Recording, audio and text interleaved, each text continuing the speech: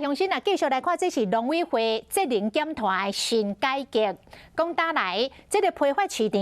运送蔬果的包材，外国用纸箱啊咯，要改用新式的塑胶拿。农委会主委陈吉仲特别来到云林西里果菜市场，向农民来讲这个塑胶拿的好处。